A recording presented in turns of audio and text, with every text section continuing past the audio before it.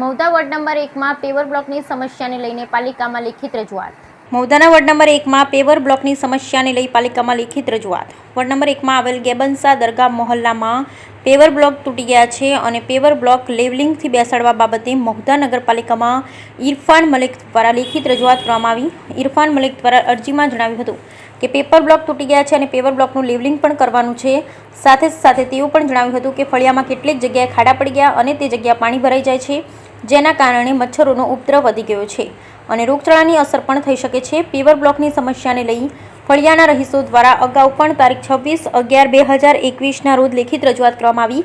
તેમજ વધુમાં અરજીમાં જણાવ્યું હતું કે વારંવાર મૌખિક અને લેખિત રજૂઆત કરવા છતાં પણ અરજીની અવગણના કરવામાં આવે છે, જેથી કરી પેવર બ્લોકની સમસ્યાને લઈ ફરીવાર ઇરફાન મલિક દ્વારા લેખિત રજૂઆત કરવામાં આવી છે. હવે જોવું રહ્યું કે મહુધા નગરપાલિકા દ્વારા પેવર બ્લોકની સમસ્યાનું નિરાકરણ આવશે કે કેમ.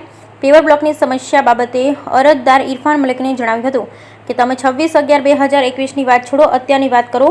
તે સમયે હું અહીંયા નથી. બરાબર, જો તમારે પેવર બ્લોકની સમસ્યા છે તો અમને લેખિતમાં રજૂઆત કરો. મહુધા નગરપાલિકા સેનિટરી ઇન્સ્પેક્ટર પુંજાબેન.